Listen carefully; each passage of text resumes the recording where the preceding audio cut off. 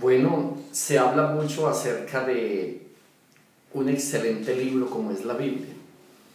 Hay muchas personas que lo critican, hay muchas personas que por su desconocimiento pueden llegar incluso a hablar mal y a decir frases como esta: el papel puede con lo que le ponga.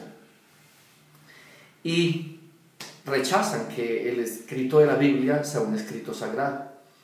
Hoy quiero compartir con ustedes acerca de esto. La palabra de Dios nos deja claridad de que la Biblia es un libro sagrado, de que es la palabra de Dios. Yo quisiera darle cuando menos 3 razones por las que la Biblia es la palabra de Dios. Y la primera es porque la Biblia es el libro más vendido que existe. Es el mejor bestseller que hay. Sin embargo, nadie reclama derechos de autor.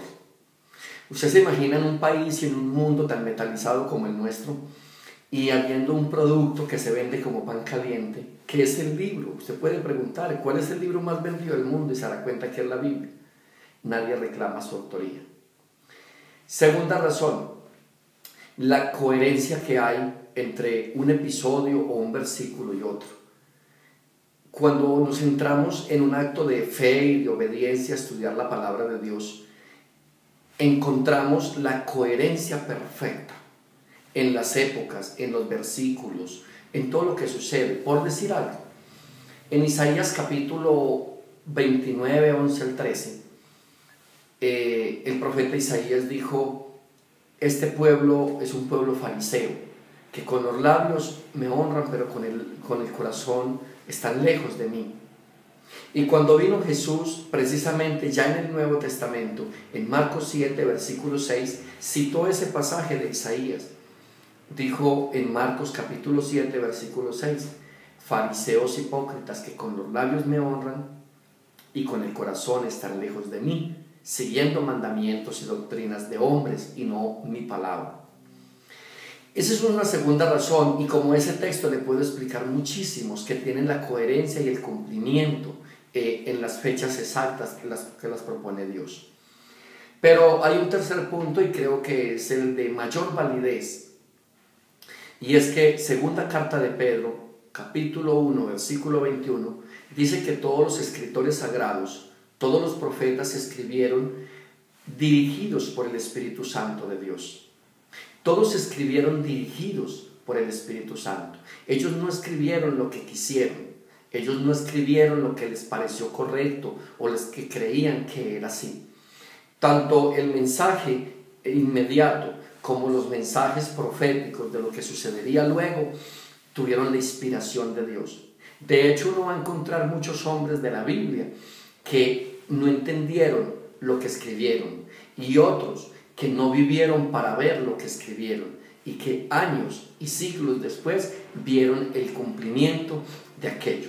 Por decir algo, habría que citar otra vez a Isaías. Isaías habló 712 años antes de la venida de Jesús y él aseguraba con convicción total en cada uno de sus libros, de sus capítulos, que el Mesías llegaría. Y finalmente llegó 712 años después. Como ese ejemplo te puedo poner todos los que quieras. Entonces, concluyamos. La Biblia es escrita por hombres, pero guiados por el Espíritu Santo. ¿Quién reafirma eso ya también? Lo reafirma San Pablo cuando le escribe a Timoteo. Segunda carta a Timoteo, capítulo 3, versículos 16-17. Él allí le explica precisamente eso, que la palabra de Dios es inspirada, que la palabra de Dios es divina y que no tiene pensamiento humano. Y de verdad, para entender la palabra de Dios necesitamos escucharla o estudiarla con un corazón dócil, con una mente tranquila, sin prevenciones. Y entonces cuando así lo hacemos, Dios obra y nos revela a través de ellas cualquier cantidad de cosas incomprensibles desde la parte humana. Por eso mi consejo siempre para toda persona que vaya a leer la Biblia, una oración previa de preparación y de humildad, pidiéndole al Señor que le ayude a comprender y que le revele grandes misterios que en la Sagrada Escritura hay. Cuando entramos con esa actitud humilde, con toda seguridad Dios, por medio del Espíritu Santo, que fue el que la inspiró a los hombres para que la escribieran, también a nosotros los lectores o estudiosos de ella, nos revela cosas grandes y maravillosas. Que Dios te bendiga y te ayude a comprender las riquezas que hay en la Sagrada Escritura. Chao.